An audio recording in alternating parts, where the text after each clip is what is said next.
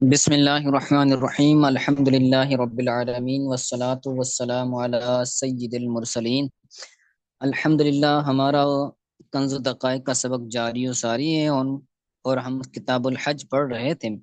گزشتہ درس کے اندر دروس کے اندر ہم نے احرام سے لے کر جو منا ہے اس تک کا جو طریقہ کار ہے وہ پڑھا تھا کہ بندہ جب میقات سے احرام باندھ کر وہ مکۃ المکرمہ میں مسجد حرام میں داخل ہوگا تو سب سے پہلے وہ طواف قدوم کرے گا۔ پھر طواف قدوم کرنے کے بعد وہ پھر صفا مروہ کی سعی کرے گا۔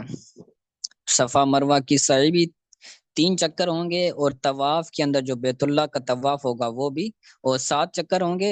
صفا مروہ میں 7 چکر ہوں گے، اسی طرح طواف کے اندر بھی 7 چکر ہوں گے، ٹھیک ہے۔ تو ہم نے گزشتہ درس کے اندر وہ طواف کا طریقہ پڑھا تھا۔ پھر ہم نے کہا کہ یوم ترویہ کے اندر وہ یوم ترویہ سے ایک دن پہلے اس مکہ المکرمہ میں رہ کر وہ لوگوں کو مناسک حج سکھائے گا، مسائل سکھائے گا۔ تو یہ فرض علی الکفایہ ہے، فرض کفایہ ہے کہ کوئی بندہ بھی سکھائے تو اس سے ساکت ہو جائے گا۔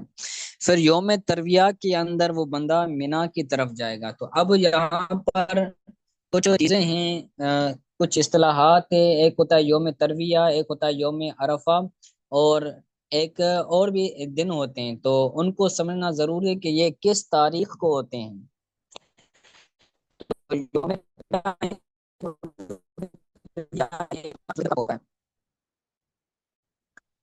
ٹھیک ہے، اور جو یوم عرفات ہے وہ الحرام کو عرفات بولا جاتا ہے،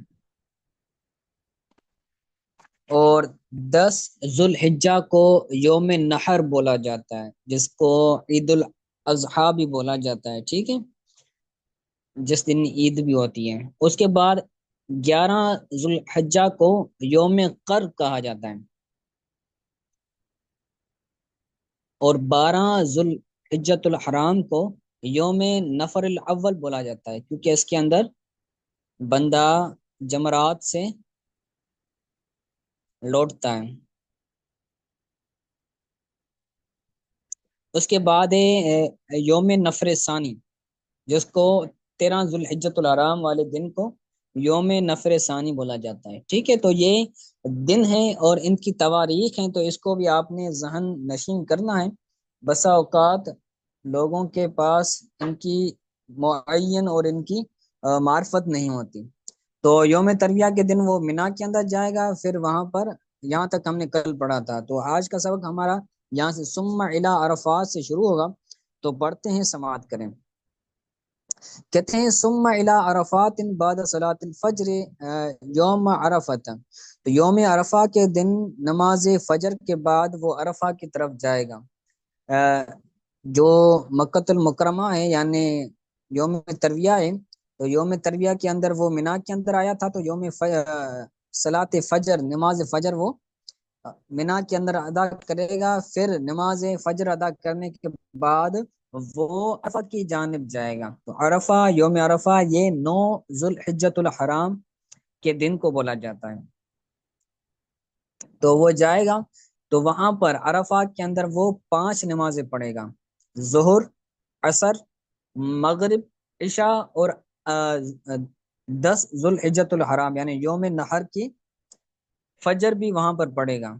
تو 5 نمازیں عرفات کے اندر وہ بندہ پڑھے گا، ٹھیک ہے۔ کہتے ہیں ثم مخطوب ثم صلی بعد الزوال الظہر والعصر، یوم عرفات کے اندر مقام عرفات پر اب وہ ٹھہرا ہوا ہے، تو یوم عرفات کے اندر بھی وہ خطبہ دے گا جو حج کا خطبہ ہوگا۔ ثم مخطب، پھر خطبہ کہہ یا خطبہ دے، تو خطبے، یہاں سے خطبے سے مراد خطبہ حج مراد ہے، حج کا خطبہ۔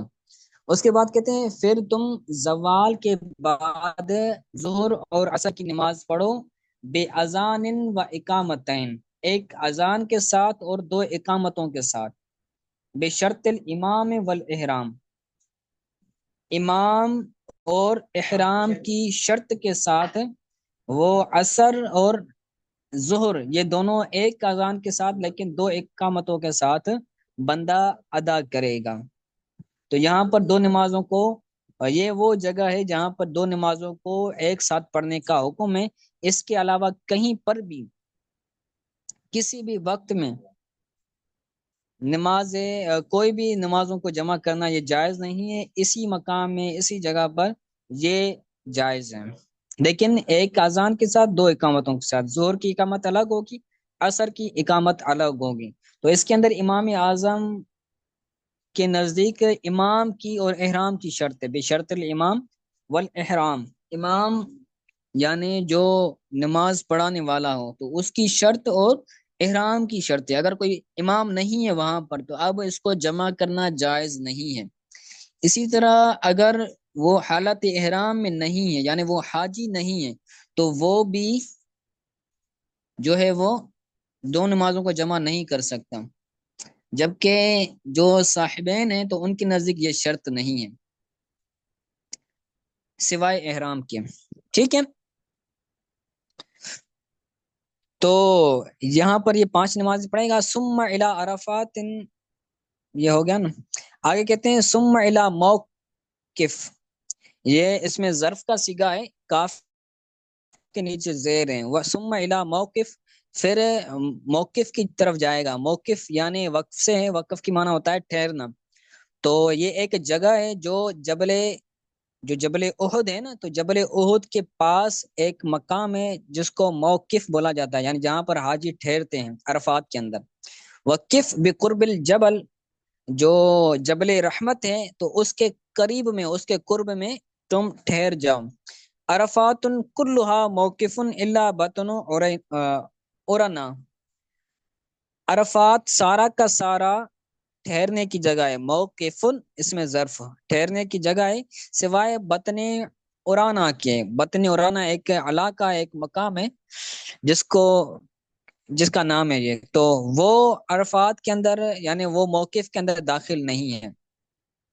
تو جبل رحمت کے قرب میں یعنی عرفات کے اندر وہ بندہ ٹھہرے گا، وقف کرے گا، اور حامدن یعنی حمد کرتے ہوئے، مکبرن تکبیر کہتے ہوئے، محللن تحلیل کہتے ہوئے، مکبرن یعنی تکبیر کہتے ہوئے، اللہ اکبر کہتے ہوئے، محللن یعنی تحلیل یعنی لا الہ الا اللہ کہتے ہوئے، ملبین تلبیہ کہتے ہوئے یعنی لبیک اللہم لبیک، یہ جو ساری تلبیہ ہے وہ بھی پڑھتا رہے گا، مسلین حضور صلی اللہ علیہ وسلم پر درود و سلام پڑھتے ہوئے، داعین اپنے لیے دعا کرتے ہوئے، ٹھیک ہے۔ تو یہ ہو گیا۔